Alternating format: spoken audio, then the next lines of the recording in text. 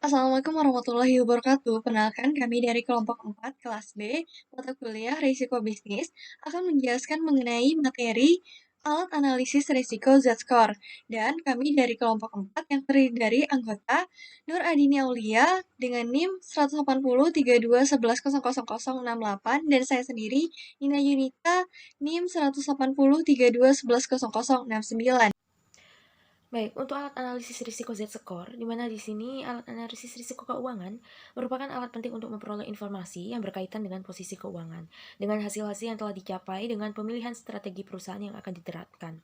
Di mana di sini salah satu alat yang digunakan dalam menganalisis risiko yaitu dengan menggunakan analisis Altman Z-Score, di mana Altman Z-Score ini merupakan alat untuk mengetahui tingkat kesehatan keuangan perusahaan yang dapat digunakan untuk menilai berhasil tidaknya manajemen perusahaan.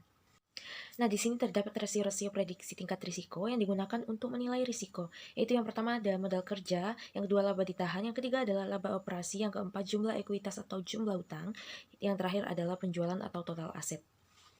Selanjutnya, tujuan penggunaan alat analisis risiko Z-Score, di mana yang pertama adalah untuk membantu manajer dalam mengetahui kinerja bisnisnya. Yang kedua adalah mengetahui keadaan serta perkembangan finansial perusahaan. Yang ketiga, mengetahui kesehatan suatu perusahaan. Yang terakhir adalah mengantisipasi kemungkinan adanya potensi kebangkrutan.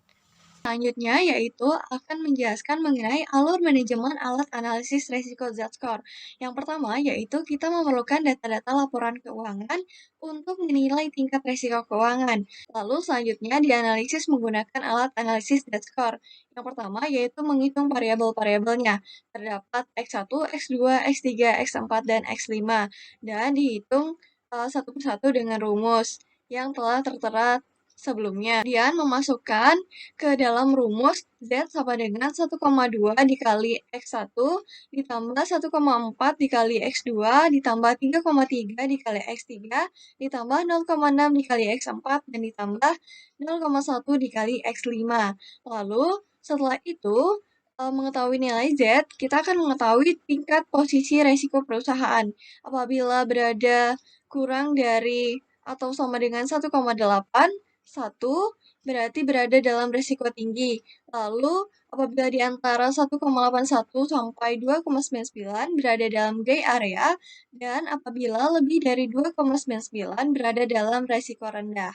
Contoh aplikasi analisis Z-Score berdasarkan artikel yang kami gunakan berjudul Analisis Risiko Keuangan pada PT Bank Mandiri dengan menggunakan metode Alman Z-Score, menunjukkan berada pada posisi risiko tinggi. Sekian presentasi dari kami, mohon maaf apabila terdapat kekurangan. Terima kasih banyak. Wassalamualaikum warahmatullahi wabarakatuh.